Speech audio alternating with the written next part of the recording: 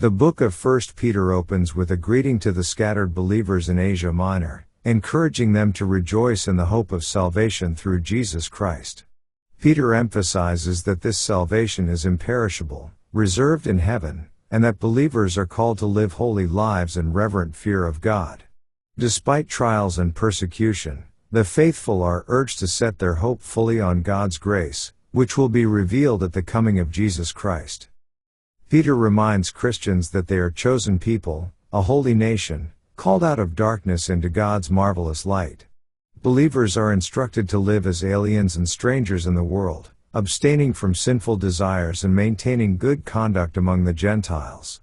Through their behavior, they are to glorify God, showing that their faith transforms their character and actions, even in a hostile environment. The epistle stresses the importance of submission and humility in all relationships. Wives are exhorted to submit to their husbands, and husbands to honor their wives. Likewise, believers are called to submit to governmental authorities and masters, doing good to silence foolish accusations and demonstrating Christ-like behavior through patience, endurance, and integrity. Peter points to Christ as the ultimate example of suffering for righteousness. Believers are encouraged to follow in his footsteps, enduring unjust treatment without retaliation, knowing that suffering for doing good brings God's favor. Christ's own suffering and subsequent exaltation serve as a model and hope for those who face trials, showing that God vindicates the faithful. The letter encourages believers to arm themselves with spiritual virtues such as humility, love, and steadfastness. Christians are called to cast all anxiety on God, remaining sober-minded and vigilant in prayer. The epistle emphasizes that faith, refined through trials, is more precious than gold and results in praise, glory, and honor when Jesus Christ is revealed. Peter reminds Christians of their identity as God's people, a chosen generation called to proclaim His excellencies. Believers are to abstain from sinful desires, keep a good conscience, and turn away from harmful speech, reflecting the holiness of God. Through conduct characterized by love and reverence, they serve as living witnesses to the transformative power of the gospel. The epistle also addresses the importance of mutual care within the Christian community.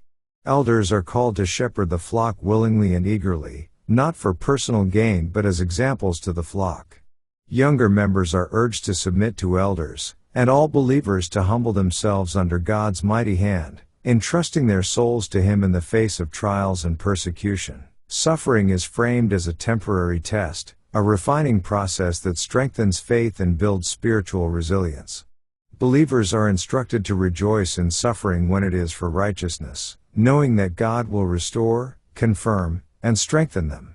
The faithful are reminded that they were redeemed not with perishable things, but with the precious blood of Christ, emphasizing the incomparable value of salvation. The letter concludes with exhortations to resist the devil, stand firm in faith, and grow in grace and knowledge of Jesus Christ. Believers are called to cast aside malice, deceit, and envy, living in unity and love toward one another. By doing so, they not only honor God but also provide a compelling testimony of His transforming power in a world that often opposes righteousness.